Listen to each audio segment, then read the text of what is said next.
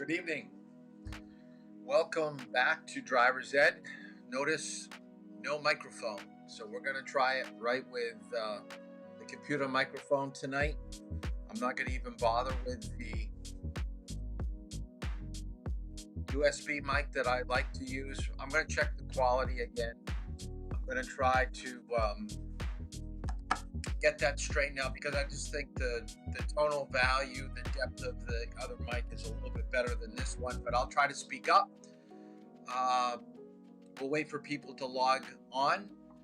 This is our fourth week of class. I know you've got school starting soon, so your schedule is going to get a little bit hectic, but at least the homework should start to, at least in driver's ed homework. And by the way, some of you are still lagging behind in getting your material into me, so remember you need to have that in before you take your final. So please try, and I'm going to have to collect the textbooks too. So we're going to be doing that sometime next week, probably when you're driving, because you're not going to really need it for the final.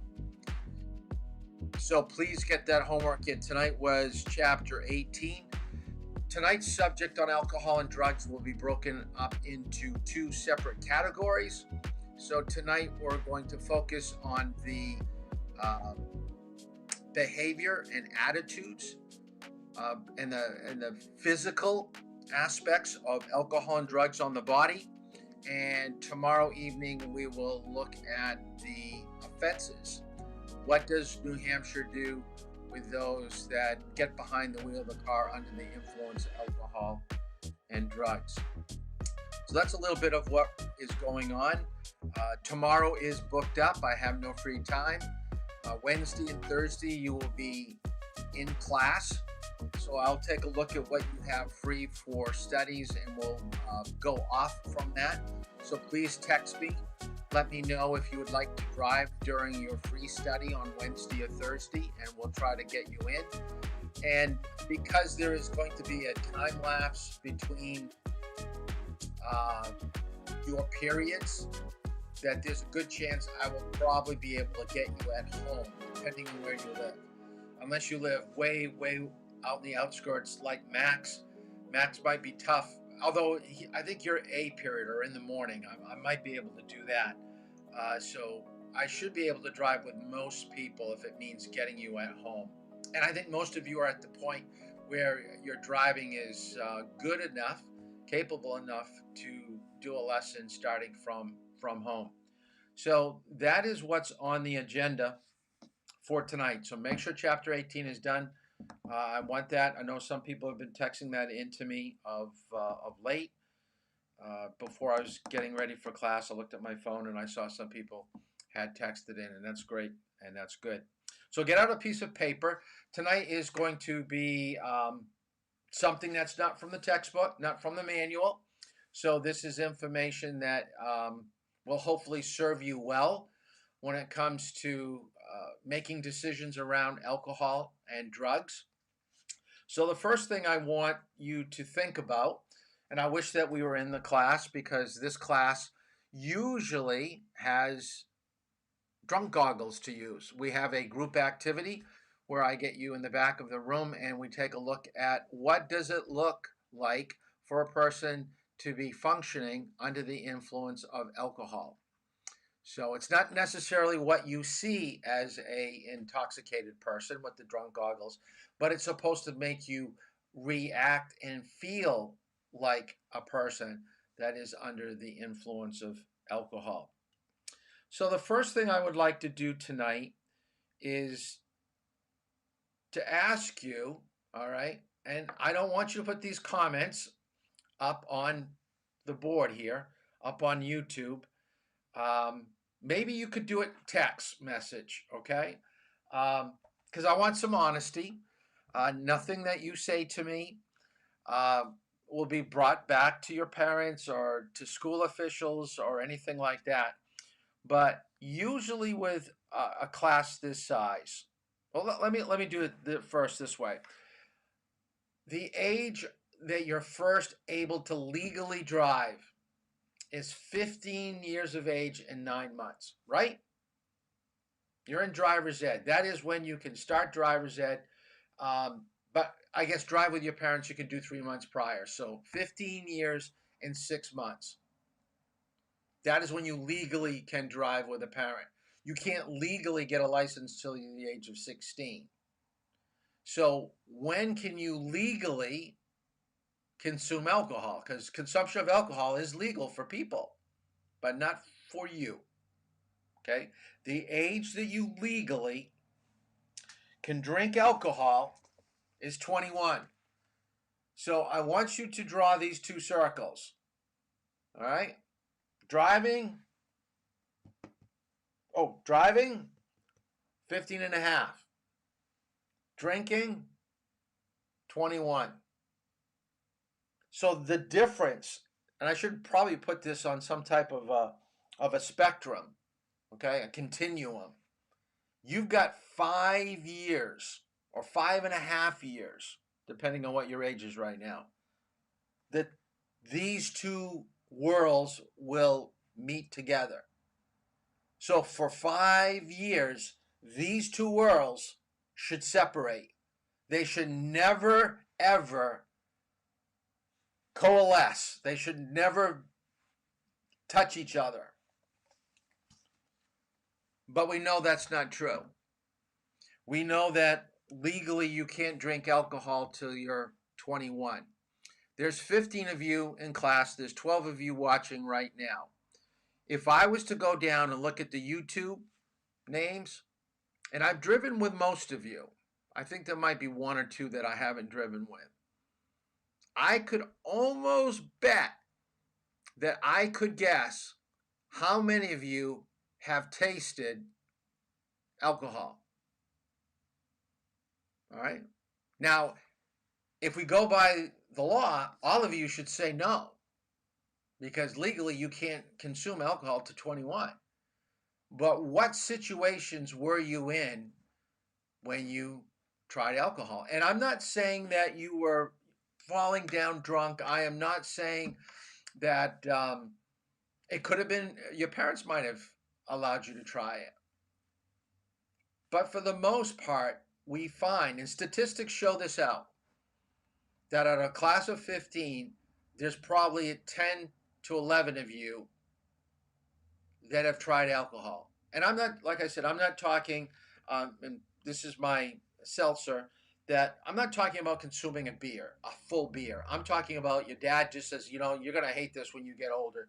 Try it. You take a sip of it and you go, wow, this stuff is nasty. I'm never going to try alcohol. That happens with some. Some of you, if you are in the class, and I've had people tell me this before, that they've been with older brothers or sisters in a party situation, and their brothers or sisters gave them alcohol, and they had more than they should have, and they could feel the effects of alcohol. This is what we have to worry about, is that you're going to get yourself in situations legally where you're not supposed to have alcohol, and you may find yourself behind the wheel of a car, or you may be a passenger with somebody who's underage and they've been drinking. And we're going to focus more on alcohol. We'll kind of touch a little bit on drugs a little bit, but impairment is impairment. It doesn't matter what drug that you're on, and alcohol is a drug. But alcohol is so readily available. And now I know we're getting into areas of legalization of marijuana. We've got edibles out there. And I haven't touched on this in a lot of classes. Maybe we'll have to do this tomorrow, is inhalants. Because we can find that in our household right now. You could go to your kitchen sink and where you keep all your household cleaners, you could probably come up with at least 30 things that if you are starting to inhale or huff, will give you some type of impairment. But we don't touch on that too much. But anything that influences your mind and your body on a negative aspect, okay, you should not get behind the wheel of a car. So I want to show you a little clip, and then we'll get right into... Have a shot. Here, drink some of this. Have a shot. First time you do it, you put yourself at risk because it takes a toll on you. I drink to experiment and also to relieve stress. There's always a reason to do it. I'm stressed. I don't like my parents. Oh yeah, it goes to public school, like that's what you see, what you do. You just want to fit in and you just want to try that out. Why is everybody else doing it? There must be something, great about it. I was 14 years old when I tried weed with my friends. She had done it before I did, and she showed me and she said it was okay to do it, and she liked it, and I tried it. It was just a new feeling that I needed to explore further.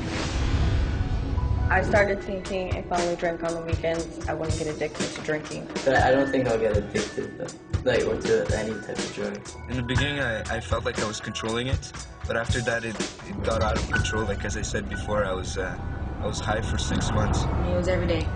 I'd be back there in the alley smoking weed with everybody else. I drank so much that I started throwing up my stomach lining. My health deteriorated. I've lost homes. I've never been able to hold a job. I've lived on the streets. I ended up losing my scholarship in college. Everything I wanted to be just went down the drain. I could justify using in order to enjoy myself and other things. Just felt like I was dying. They opened the door for us, and she was dead on the bed with a needle in her arm. Gave a shot of adrenaline to his heart, flatlined and killed him right there. But when it's all over, only person that's paying the price is you.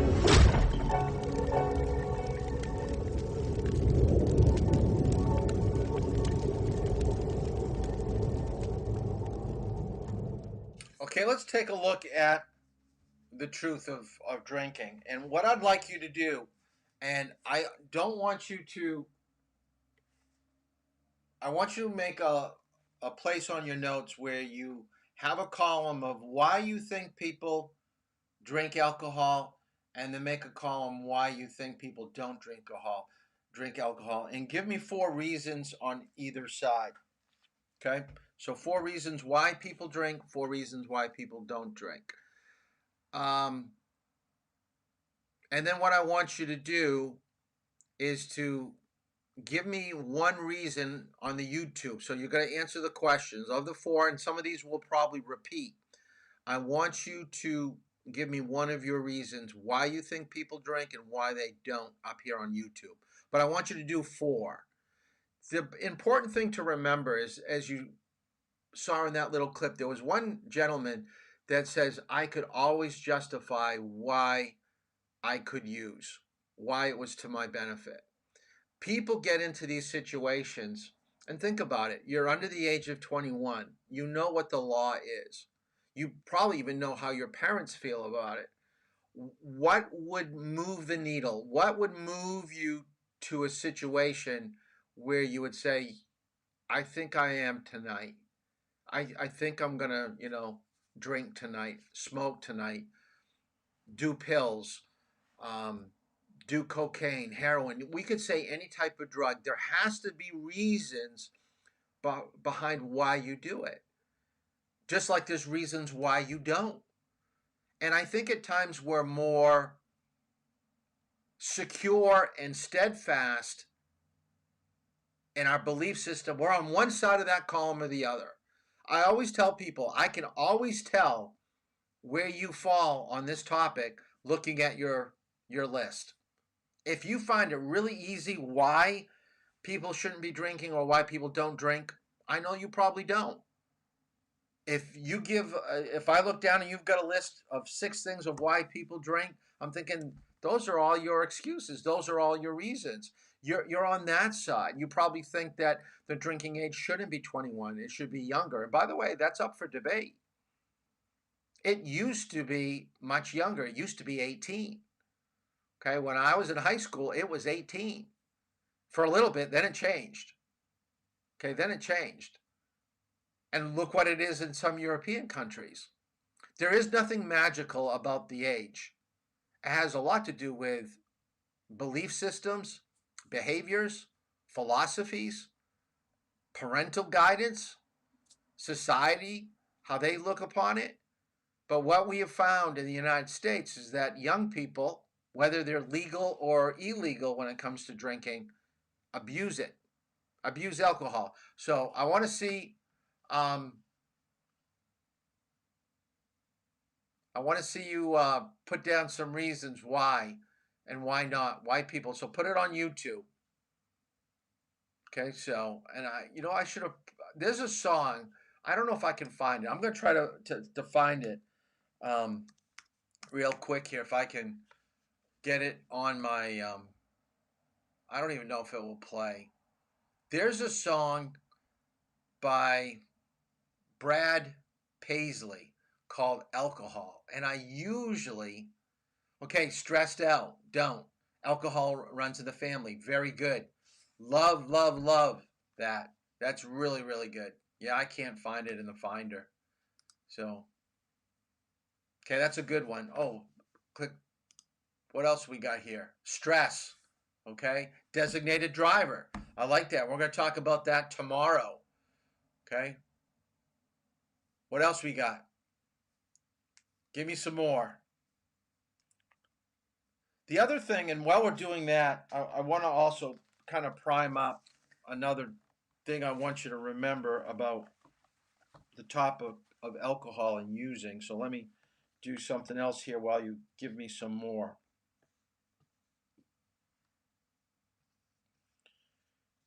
Because there's only 4 types of people when it comes to drugs.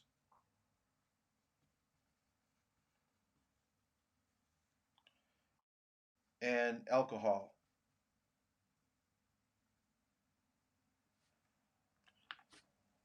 Okay, stress, okay, escape from problems could be harmful. Cool, that's be peer pressure, I like that. Alcohol intolerance, okay, absolutely. Forget their problems, addictive, okay, very good. Let's see if I can get this up here. I'm gonna probably be out of the picture. So let's see. So what I want you to do is to draw a line, and I want you to write down these 4 categories. Non-user, social, problem, alcoholic, all right? Non-user, social, problem, alcoholic. So let's talk about each category. Okay, the first one, non-user.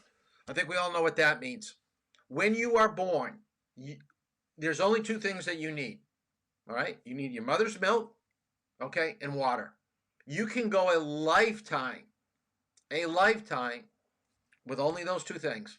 Mother's milk and water. That's all you need to survive in this world.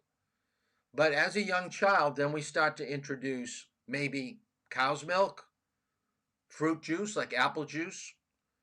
Then we get into, as we get older, around 5 or 6, maybe your parents let you have soft drinks. As you get into your middle age or teen years, middle school and high school, you go to like iced coffee, you go to tea, you go to energy drinks. Okay, so there's a progression. And then alcohol. But the thing that you will notice as you get older, you're introducing something that's more palatable, something a little bit sweet. Okay, but technically all you need is mother's milk and water. So there are some people in this world that have never tried alcohol, no desire to, never will. They're non-users. Now the next group of people that I got listed there was social. These are people that have 1 or 2 drinks. They do it at weddings. They do it at special occasions. They go out to eat. They have 1 or 2. They know their limits. And they never have any problem with alcohol. It's used in a responsible way. And usually they like the taste of it. So it adds something to the experience. They never find themselves where they do not have control of their body. Now, because there's 4 categories, make a thick line between social and problem and alcoholic. Because once you cross over from being a social drinker into the area of problem, you're going to have some serious issues. A problem drinker drinks more than they should. A problem drinker will probably get into arguments. They may fight people. They may be late to work. They may get sick. They may lose their job. They may get kicked out of school. All right, so these are negative things. So I always tell people, if alcohol brings problems into your life or drugs into your life, maybe you should think about what you're doing. It's funny how people don't see what's right in front of their face. They don't see that alcohol is what's caught, because normally when they're not drinking, they're good people. They're making good decisions. But you put them in a situation where alcohol and drugs are involved and they go bonkers. They go way off the deep end. And to go from a problem drinker to a alcoholic is just a matter of time. And that's what that continuum is. You start out with no alcohol. You have 1 or 2 drinks to be a social drinker. Then you go to 5 or 6 drinks as a problem drinker. And then you go to drinking all the time. It's an addiction. You're being pulled away. Now, we're going to hear some stories tonight where people talk about alcohol adding to their excitement, adding to the experience. And then you're going to hear stories where people's lives were falling apart and they didn't have control of their life anymore. You've got to understand, and we've got to make this clear right from the get-go. You have to separate driving and drinking. I don't care if you're 20, 30, 40, 60. If you've had more than a few drinks, you should never, ever get behind the wheel of a car. You have so many options available to you now that you should never find yourself in a situation where you're making that determination, I don't think I'm that bad. If you're saying to yourself in your head, I'm not that bad, you're that bad. And it shouldn't be you making the decision. You should have a friend, a buddy, somebody that will tell it like it is, to say, give me the keys, and someone mentioned being a designated driver. You have to find these people. That's who you have to hang around with. Let's take a look at the. Let's take a look at this. Vodka, tequila, scotch, beer, wine, rum, gin, whiskey, alcohol. Alcohol probably took 20 years of my life, and you can't get that back. Alcohol is a drug, which most people don't think it is, but it actually is. It's classed as a depressant, meaning it slows down vital functions in the body. Alcohol is made through the fermentation of fruits and grains. The process of fermentation is basically letting fruit sit and rot until it can produce a mind-altering effect when you drink it. There's different types of things you can drink that have different amounts of alcohol in them. Like a beer, if you just drink beer, that has 2 to 6% alcohol. Wine is about 8 to 20% alcohol. And then you got your hard liquors, which are like vodka or whiskey, which are about 40 to 50% alcohol. When someone drinks 2 or more drinks, it acts as a stimulant. When they drink more than that, it acts as a depressant. If you binge drink, what you're doing is you're just drinking repeatedly over and over large amounts and large quantities of alcohol. If you put that much alcohol in your system at one time, you can get alcohol poisoning, which could lead you to go into a coma or even kill you. 12 years old. I was in the 7th grade. When I was in 8th grade, I think I was 13 years old. It became very regular at 14 years of age. 15 years old when I first started drinking. 17 years old, starting going out to parties, doing things like that. At first, drinking was a sociable thing, you know. I drank with my friends. Thought I was really cool going out with all the older guys, and I'd try to show off in front of them and drink myself stupid. I just go out and party all night. By the time I was probably 15 is where I started drinking at school. Putting it in a water bottle, I would take vodka or gin, something clear that looked like water, and I would just drink in class and pop mints in my mouth. We'd go in, break into his parents' liquor cabinet, fill up our super big gulps full of ice and Everclear, and then stop by 7-Eleven and fill the rest of it up with Coke, and then make it to first period. I was drinking not just at parties and stuff, but after classes and after work, and even at work. I waited tables, so it was very easy access to alcohol. It was just hard to say no. It was so readily available, and it was constantly there. My drug problem wasn't something that happened immediately. It happened so slowly that I missed the fact that I was addicted to it. It became routine. a way of life. The only type of people I would hang out with were people who were using drugs or drinking alcohol. And it got to the point where that's all I cared about. It became far more than just a partying thing. It was a necessity. Without having alcohol in me, I could not function. I kind of became a loner because all I ever wanted to do was just drink and drink and drink. It felt like it was my only friend. Felt like that it was always there for me somewhere. You know, when things were going bad, I could always have a few drinks. Well, for me, it was never a few drinks. It was always a lot of drinks. I was consuming about 30 beers a day, a whole case of beer, and 3/4 of a gallon of light rum. I would essentially have that and black out every night. I could do nothing but drink 24/7, drink, pass out, drink, pass out. I literally started drinking so much that I would shake if I didn't have a drink. When I would not drink, I'd get extremely sick.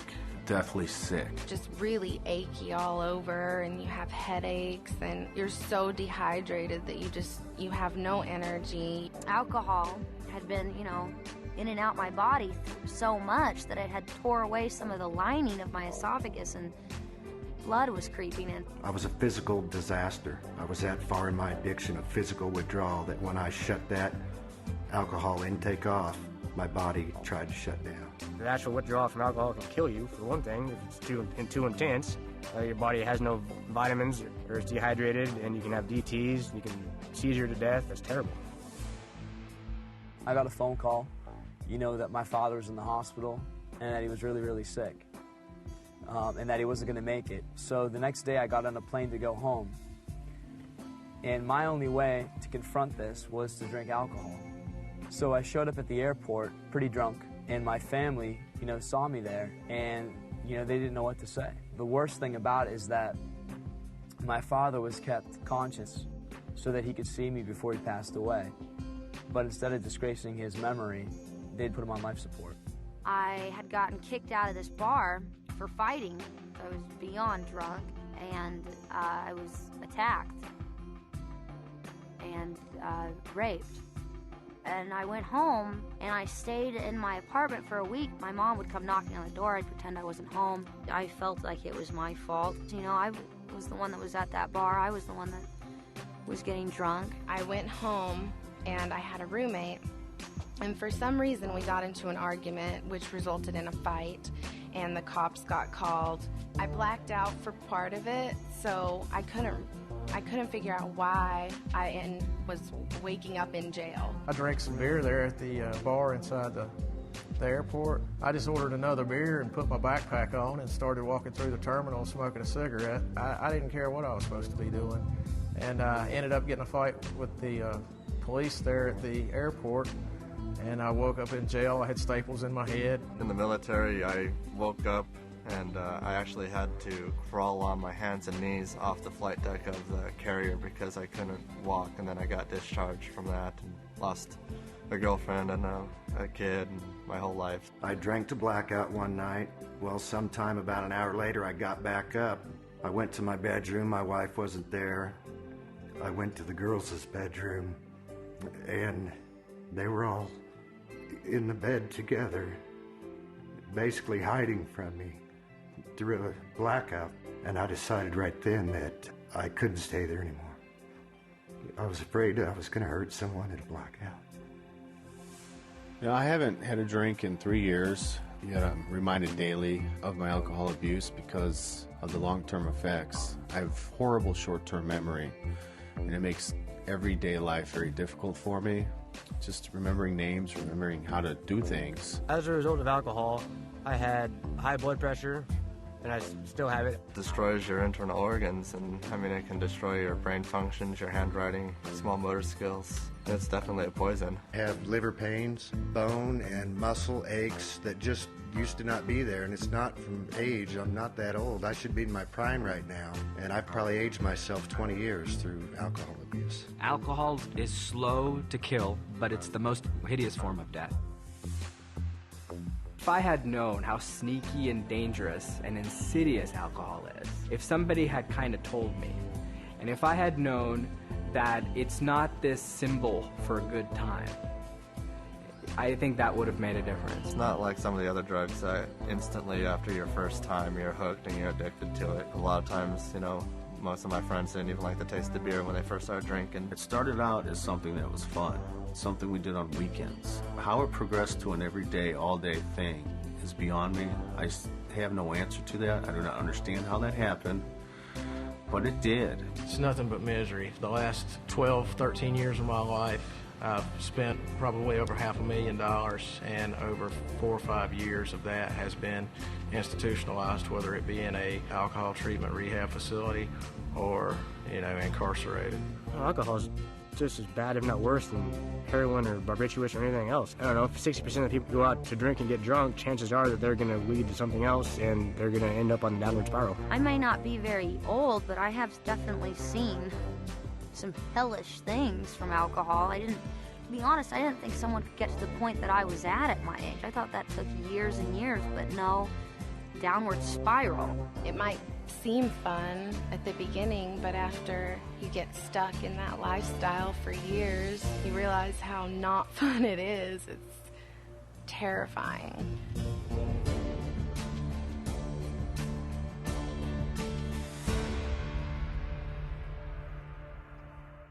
That, my friends, is the truth about alcohol. Okay? Real life stories. They wish they could go back in time and do things over. Now, some of the true telling statements that should ring home to you is one of the guys that said, I don't have any idea how I got to this point. It started out as fun, and then it basically ruined my life. Come on. You got to know what's happening. It just doesn't happen overnight. It's a long progression. Then the one guy said, I wish someone would have told me that this would happen. Oh, I'm sure people did. Okay? I don't think there's a person that doesn't go through high school that doesn't take a health class. Okay? What we're talking about tonight should not be the first time that you've heard about the negative effects of alcohol and drugs. Okay? You can't be that naive. You may still think and believe that it's going to be a sign of a good time, and that you only see the good aspects of it because you're hanging out with the cool guys and girls, and you're accepted. But there are a lot of negative consequences that will come to you at a young age, and when it does, it can really stall your life or ruin your life really, really quickly. So let's kind of get right into the PowerPoint. Alcohol and drugs and driving. What should I know and why? I always believe the more information that you have, the better decisions you will make in life. That way you're going to weigh the pros and the cons.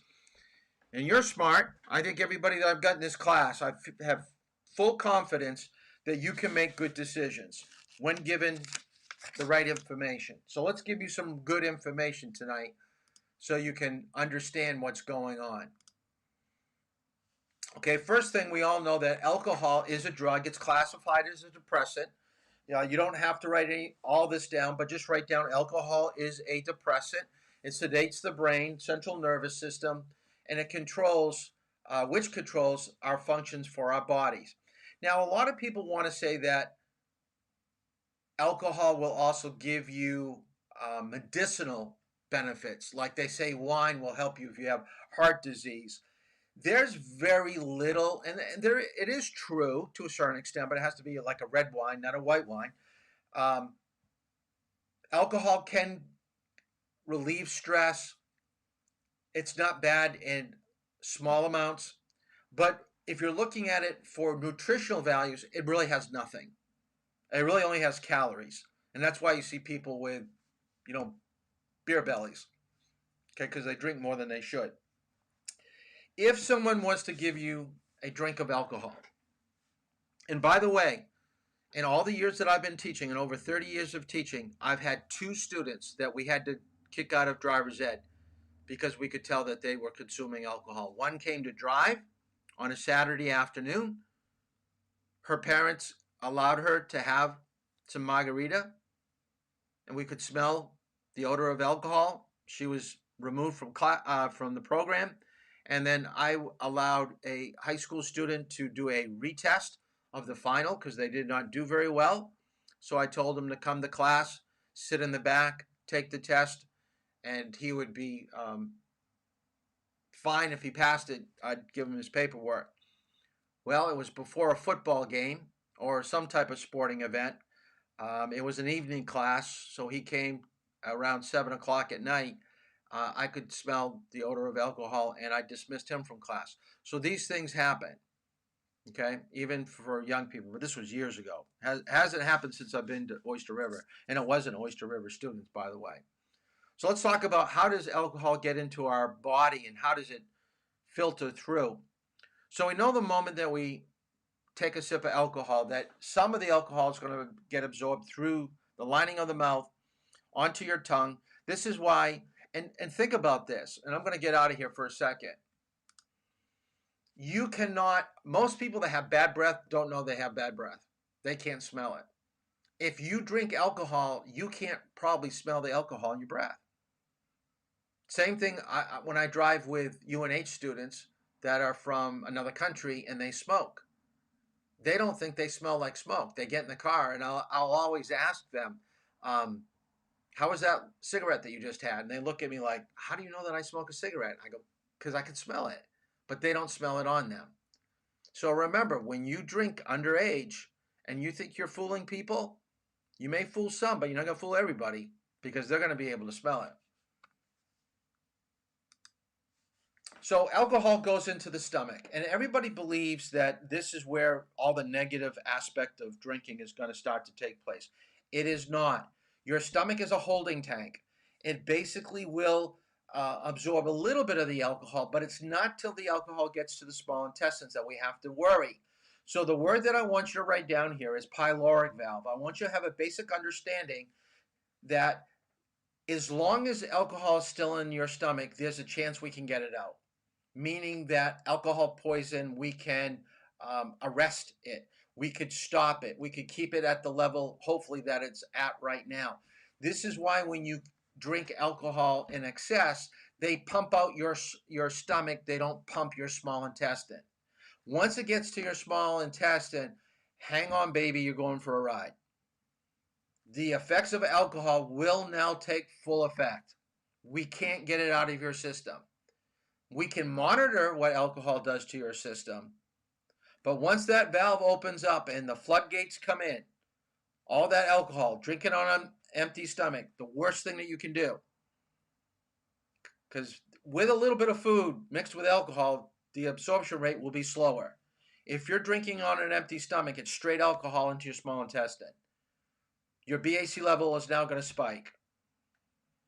So the small intestine goes, the alcohol goes to the small intestine through the wall into the bloodstream. Once it's to bloodstream, it goes to all parts of your body. Every single aspect of your part of your body will be affected by alcohol. This is why we tell people that, or women that are pregnant, your baby is getting exactly what you put into your body, whether it be food, alcohol, or drugs. You can't do the bad stuff because it will affect the baby. Everybody thinks the liver is the only thing that's affected. It's not. Everything is. But the liver is a good portion of what will be affected.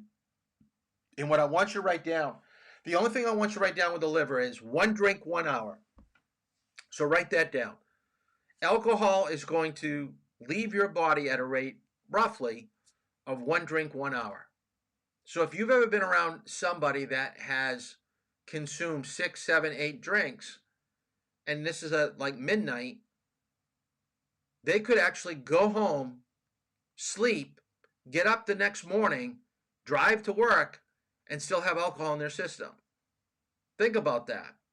If you drink to excess and you sleep and you wake up, you're still under the influence of that alcohol. It's happened. It's happened before where people have been arrested. They run a stop sign.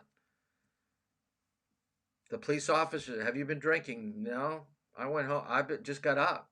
Did you drink the night before? Well, I went out with some friends. How much did you have? I don't know. Yeah, you had 2 6-packs. You had 12 drinks. You stopped drinking at 2 in the morning. It's now 8 o'clock. You still have 4 or 5 maybe still in your system. That's how it happens. Now, the brain will be affected by alcohol usually about 20-40 minutes. I do want you to know that for the final, so please write that down. 20-40 minutes usually after you drink. This is why a person that gets off work, goes to a bar, puts down a couple drinks, looks at his phone and goes, oh no, my wife thinks I'm going to pick up my daughter at practice, at volleyball practice. So he leaves the bar. He doesn't realize 15-20 minutes down the road now, the alcohol's kicking in. He didn't feel it when he left the bar, but now he's in his car and he's starting to feel the effects. You know, it may not be major, but it'll be a little bit. And how would you feel if you had just left the bar and you had 2 or 3 drinks and 20 minutes after you left the bar, you hit a pedestrian? Wouldn't it in the back of your mind, even if the police didn't say anything, you know, about drinking, just was dealing about how could you hit a pedestrian, why didn't you see him? Wouldn't it be still in the back of your mind? I think alcohol might have had something to do with it. Alcohol or drugs will never, ever make you a better driver. Ever. It will always make you worse. Always.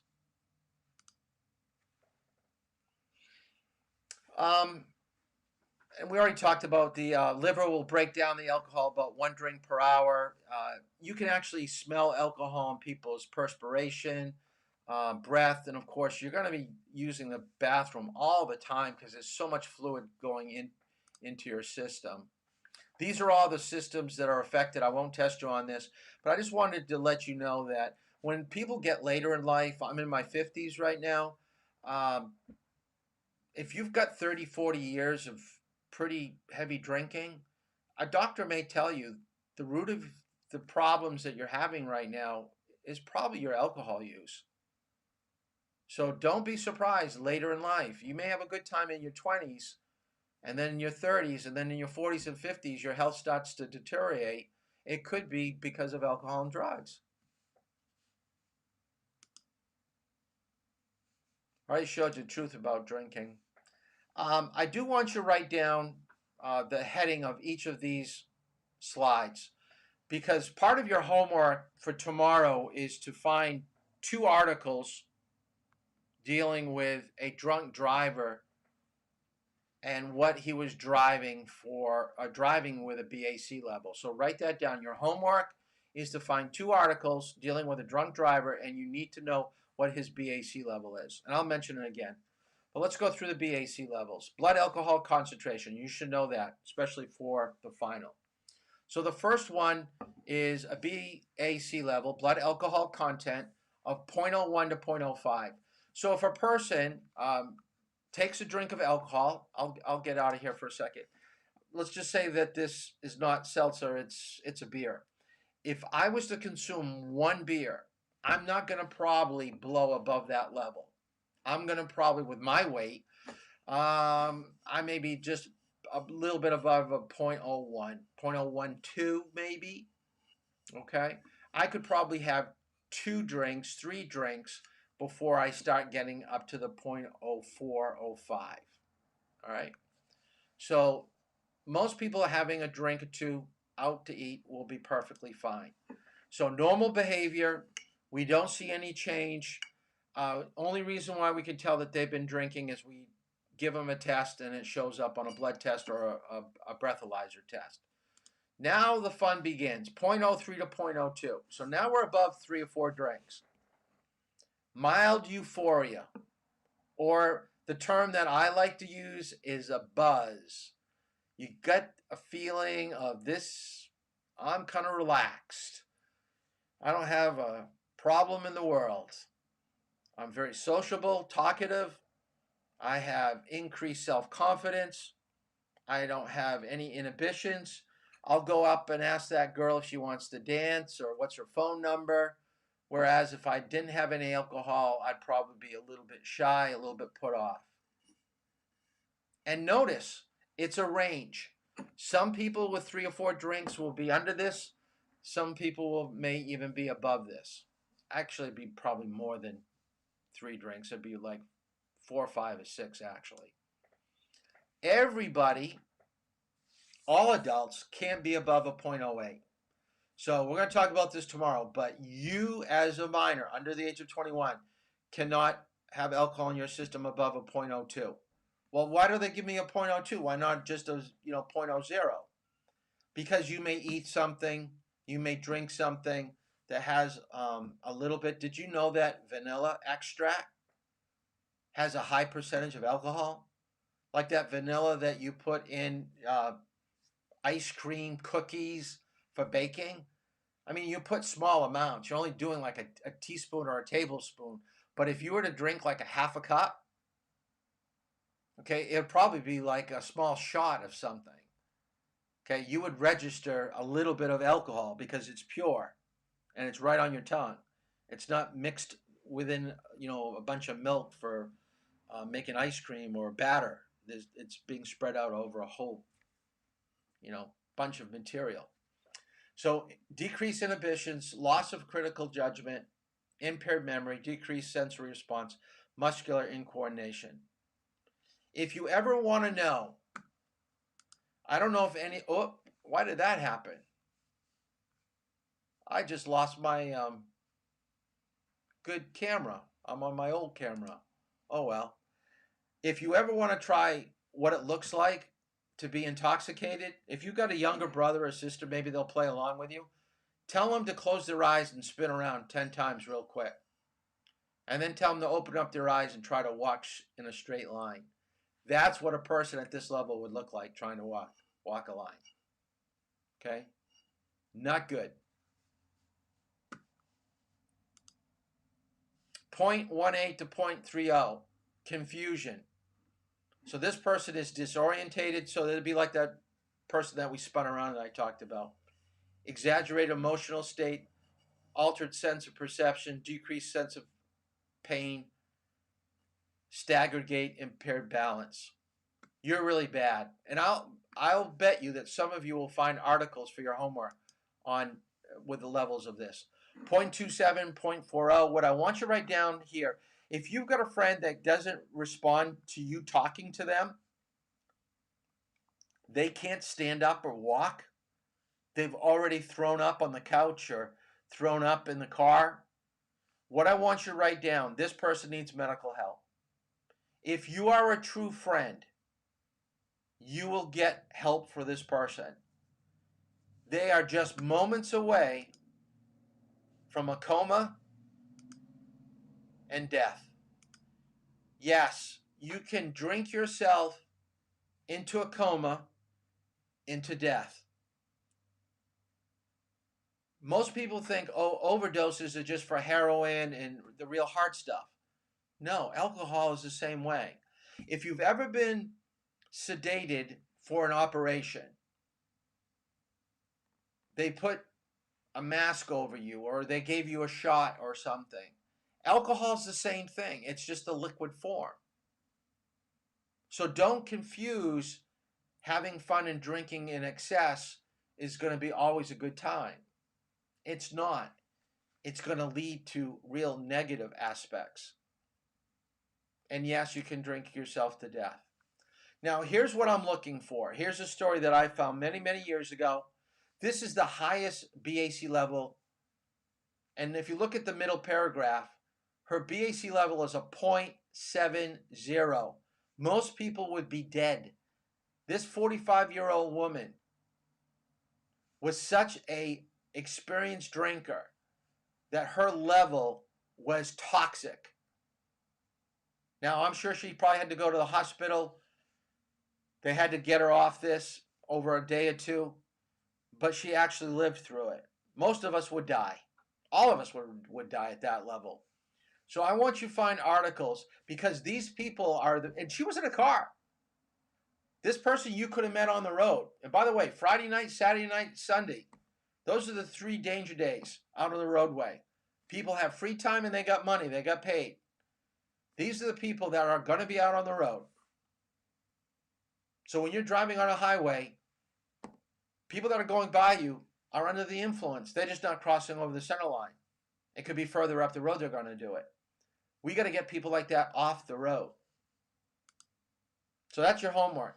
Here's another story. How would you like to be this guy? I'll read it. A drunken driver hit a phone pole support wire that decapitated his passenger. So his passenger was getting sick out the window. And as he was driving, he drove off the edge of the road and he hit one of those metal wires that keeps the telephone pole upright.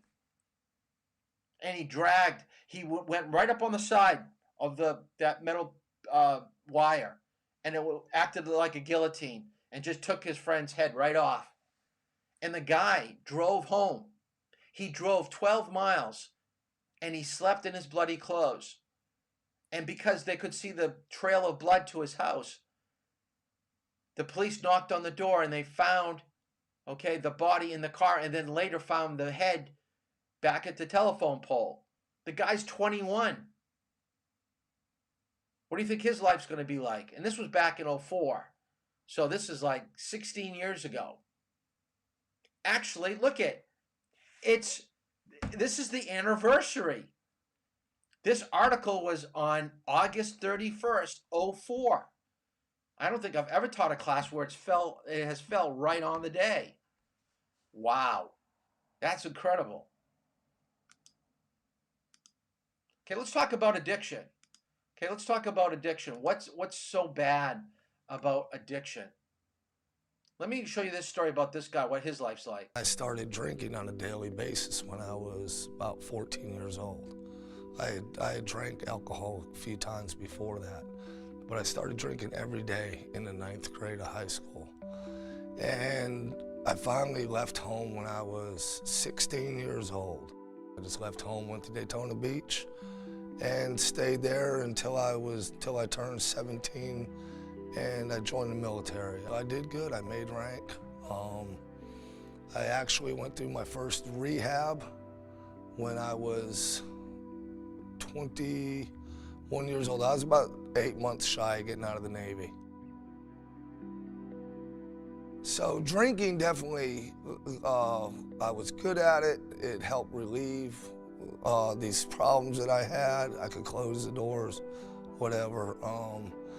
And this went on for years. For 26 years, I drank like that morning till night. In the morning, it didn't really matter if the beer was cold or not. I just needed it. Sometimes I would just wake up. I think my body would wake me up, to be honest with you. But I would be shaken, and I would go out in the carport, or like I said, go to the refrigerator, grab at least 2 beers, and sometimes I would, the first one would come back up, but then after that it would stay down, and after about 3 or 4, then I could pour a cup of coffee, talk on the phone, start doing what I had to do. My rock bottom came when I was so afraid to drink anymore because I was having blackouts during the day. Couldn't remember talking to clients. I couldn't do finances. I couldn't run my business. I couldn't do anything. And, I just totally thought that I was a failure. I thought that I was no good for anything anymore.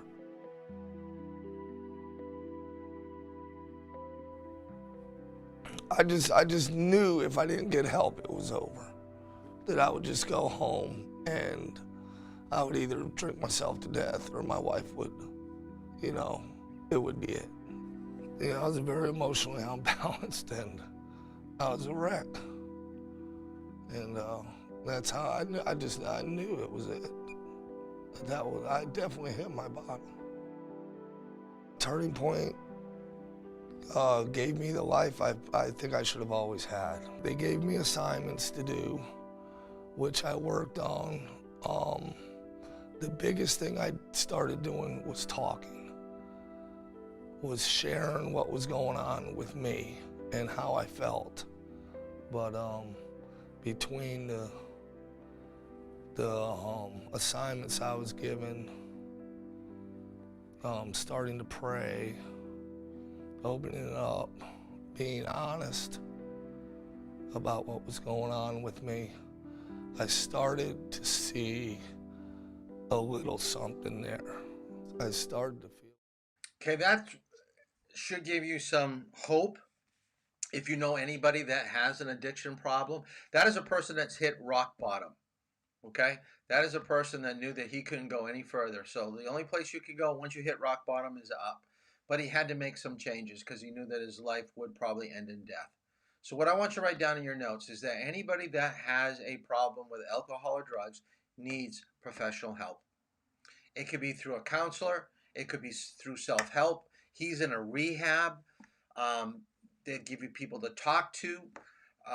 They put things in place to help find where your problems are, and they give you solutions of how to handle situations where you'll get out of using again. It's more than just saying, don't drink, don't do drugs. It's so much more than that. Because it's more than willpower. You need people to keep you accountable. And that's what this is all about.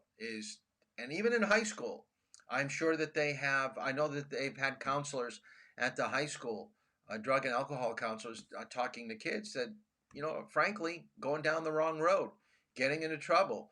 Their life is, you know, going in this track. So we're trying to stop it before it gets too bad.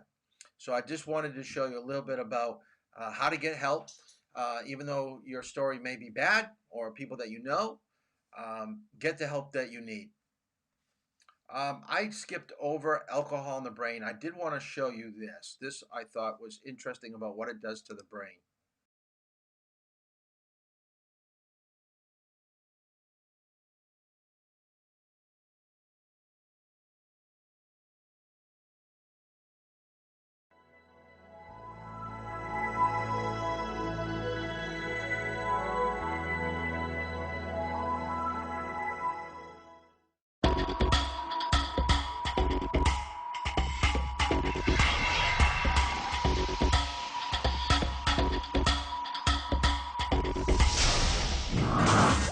It may be legal, but it is still a drug.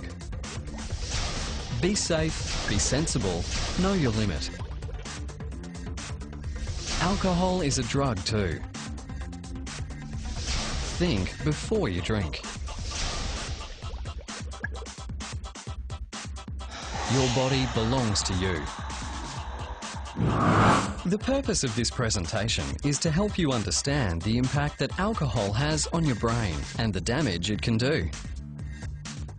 Our goal is to provide you with information which will enable you to make informed choices in relation to safe alcohol consumption. Did you know? Healthy people metabolize alcohol at a fairly consistent rate.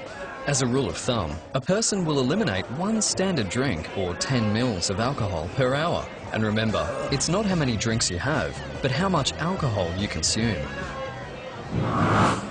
Several factors influence this rate, including gender, age, height, weight, general health, the presence of food in the stomach, the concentration of alcohol in the drink, and prescription or illicit drugs taken by the person.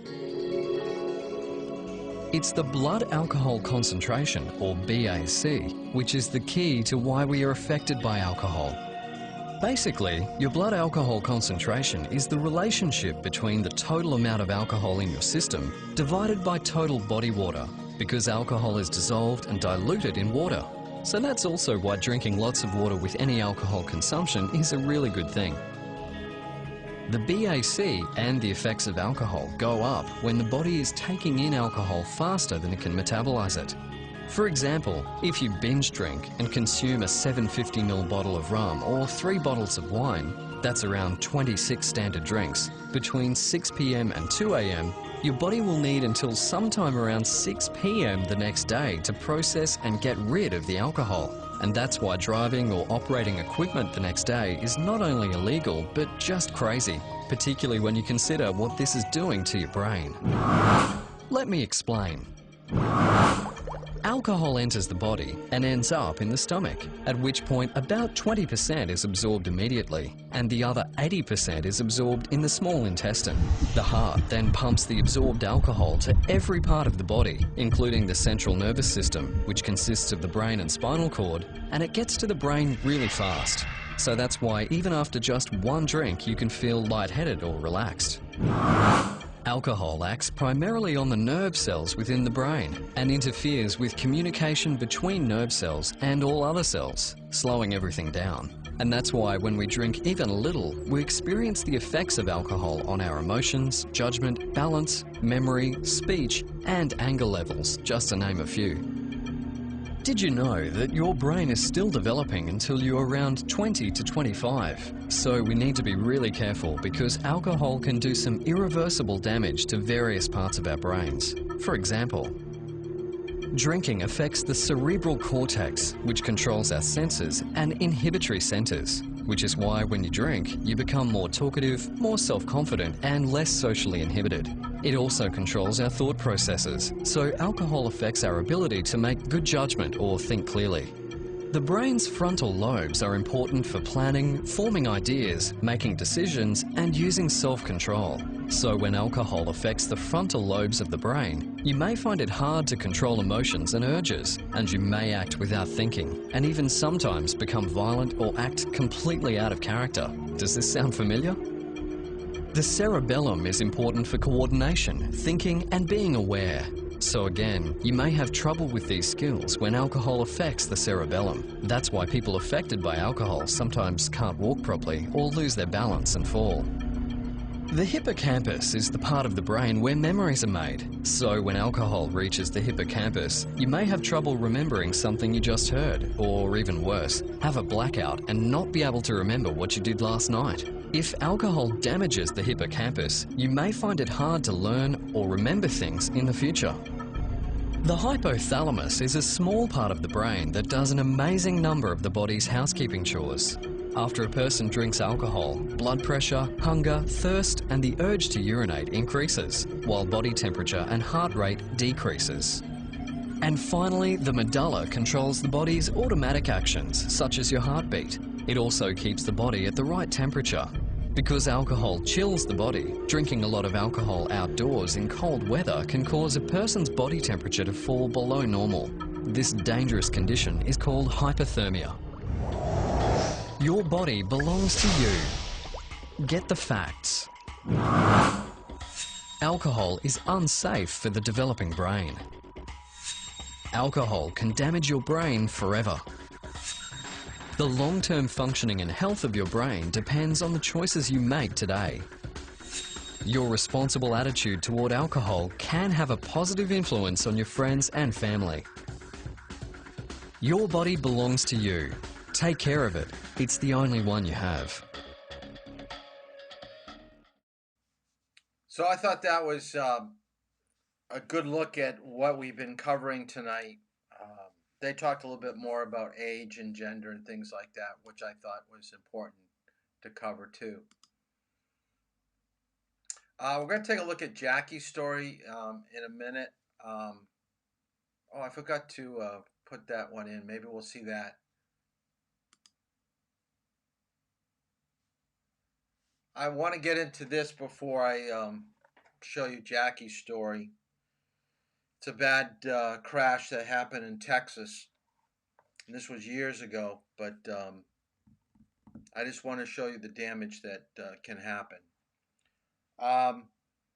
You need to get home, so what can you do? All right? I want you to write down in your notes, what are the different ways that you could get home? All right? So just write down, think about it. You're riding with another couple to a party or a friend. At the party, you see them drinking. The party's over. Your friend has had too many. What would you do? This is a real life situation.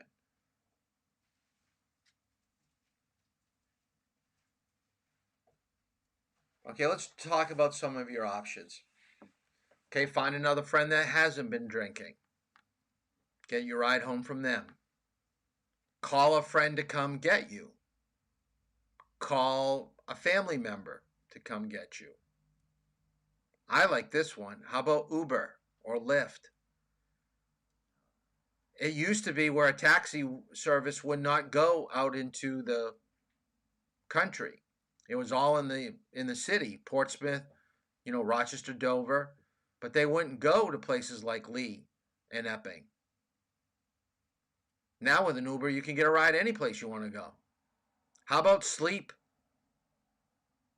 at that house? Maybe they'll let you just, sleep on the couch. Maybe you could sleep in someone's car. Nobody drives home.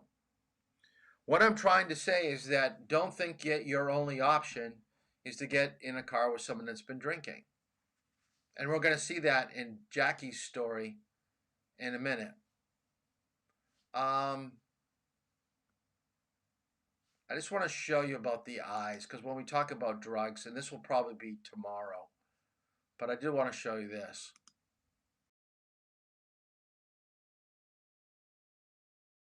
This is a person's eye after smoking marijuana, so bloodshot. So they're going to show you different drugs. This is a person doing a line of cocaine. This is what his eyes look like. This is a person that is popping pills. This is what his eye looks like.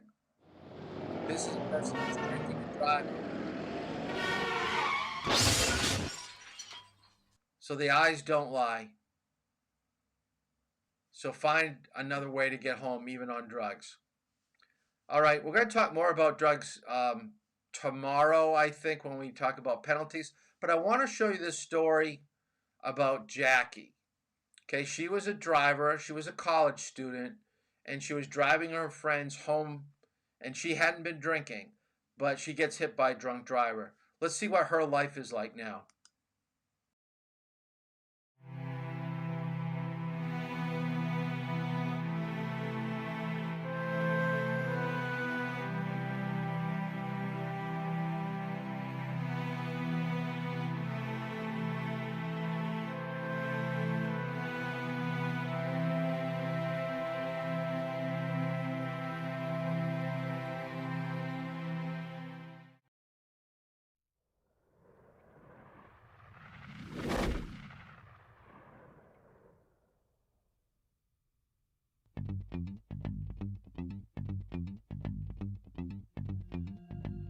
Some roads take us home.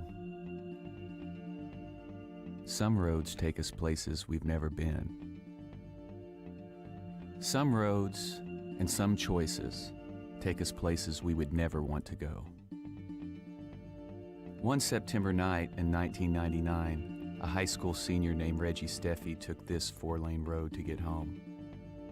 In high school, I was the all-American guy. Worked hard and had some hopes and dreams to keep going on the college level. But my senior year, after the 3rd football game of the season, I was out at a party one night. I had a few beers. I was not falling down drunk and weaving all over the place. But it was more than enough to impair me. It was enough to cause Reggie to cross head-on into an oncoming lane of traffic. His SUV struck a car with 5 people inside. 2 people in the car died instantly. 2 suffered broken bones, and another person was trapped inside when the car caught fire.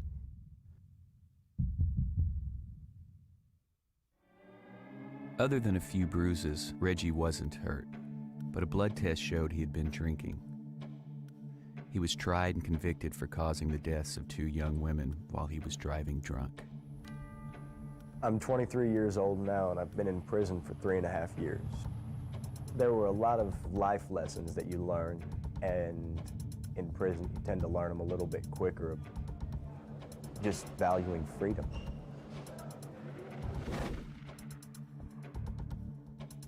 You don't have a telephone to call your mom or call your best friend. You don't have email to go back and forth and communicate instantly. When you don't have those things, you realize how important a lot of things are to your life and how much you take them for granted. And when they're gone, they're gone.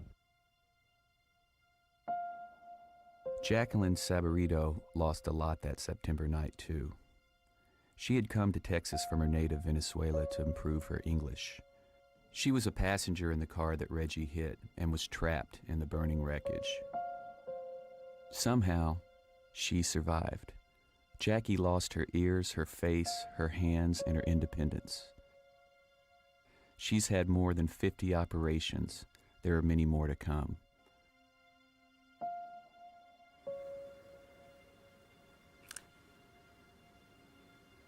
Sometimes the hardest thing for me to do in my life is fight with the depression, fight when I go out, and sometimes people look at me like an alien or, something like that. The crash totally changed Jackie's life. She fights pain every day. People point at her and stare. Her plans for college and a career are on hold. And inside a Texas prison, Reggie Steffi faces a life he never expected. I hear a lot from my friends and what they're doing and where they've been and what's happening to them at college, and part of me misses that, misses what they're doing. My best friend just got married a few weeks ago, and seeing the pictures and seeing him and his bride and seeing everything that's changing and everybody else moving forward, and here I'm just kind of spinning my wheels in the same place, doing the same things every day, and everybody else is moving forward. It's a hard thing to deal with sometimes. You see everybody and everything changing around you, and there's really nothing you can do to stop it or to move along with them. My second life, I could say, is completely different, completely. Of the 24 hours of the day, probably, I can say 1 or 2 hours. I'm pretty sad about my appearance, because I can say in those 2 hours, things that I couldn't do it with my hands, or when I get so warm inside my body because I can't sweat, or when I sit on the mirror, I get so sad. I can't change it. I can't make it go away. And it's not something that I want to forget about. It's not something that I will ever forget about. Some people would want to and some people would try, but it's something that I live with every day. If you think ahead to what you're going to be doing, you can make the right decision. But once you've been out there drinking and partying, it does impair your judgment, and you may think differently, and you may think you're all right when you're really not, like I did. Looking back on September 19th, 1999, there are a number of things that I could have done to prevent this. The easiest is to not drink. Had I planned ahead and had someone sober with me, I wouldn't be in this situation. I could have called a cab and forked over $30 for a cab ride home and not been in this situation. I could have called my mom or my uncle and woke them up at 4 o'clock in the morning, and I wouldn't have been in this situation. 2 people would be alive, and Jacqueline would be about her life. And the easiest way to prevent that is decide who's driving tonight before you go to the party. Reggie Steffi has been turned down for parole. He is scheduled to be released from prison in 2008 after spending 2,555 days behind bars. Jackie will spend the rest of her life recovering from injuries. She continues to speak out against the dangers of drinking and driving.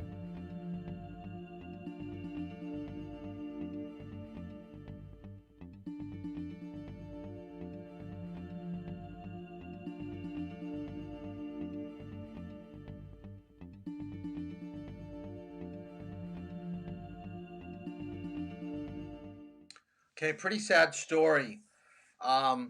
50 operations. Can you imagine the looks that she must get? I wish there was a way for me to find out how she's doing, whether she's still alive or not. But her life was changed in an instant, and she was innocent. She was doing everything right. And what do you think about the penalties? Because what I want you to do for tomorrow part of the homework if you want to get ahead of it, is what are the laws that we have for drinking and driving? Are they sufficient? Should they change? The only way that we're going to change behavior is to change people's attitudes. So if we make laws, and laws have to have ways to make it so painful, not only financially, but without maybe the ability to drive, that people will think twice about what they're going to do. We've got to get people back onto the safety side of the equation, because right now everybody's on the, personal freedom, having a good time, and I'm all for that, but not at the expense of someone like Jackie. So where does your freedom of going out and having a good time cross the line and affect her? Because we've got to protect her too. So we have to have a balance. And what is the balance that we need? We're going to take a look at that tomorrow. So we're going to take a look at so for really your homework is just do the 2 articles for drunk drivers. So I want you to send those links to me because we'll talk a little bit about it. But after tomorrow's class, we're going to change the laws. So do your reading in the manual. Look at what the state is telling you how we're going to handle drunk drivers. And then I want you to make your own laws. You become like governor for the day. And you get to enact penalties and punishments to people that drink and drive. 27 years in jail and 20,000. That's not the way that it is right now. This is so many years ago. We're so far beyond that right now. You got to remember, laws will continually change. So you are our future. You are going to be our lawmakers in the next 10, 15, 20 years.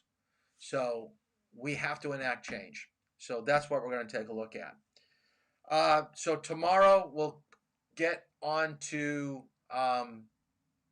the penalties. We'll also talk about drugs a little bit more. So we're going to start off tomorrow's class talking about drugs a little bit, and then we'll kind of get into what's going to happen if you do get stopped, what to expect, what is going to happen if you get stopped by a police officer under the suspicion of drinking and driving or drug driving. So that's it for tonight. Let me know, like I said, Wednesday, Thursday, give me a text that you want to give it a go. I just looked at the schedule. So we're going to have a little over an hour worth of driving if you've got it free. So that will kind of move things along. You do not have class on Friday and Saturday. Okay, Friday and Saturday. Let's book out those 2 days full. So everybody should be able to get a drive time. So that's it for tonight. We'll see you tomorrow. Or if you're driving, we'll see you tomorrow. So have a good night and do your homework.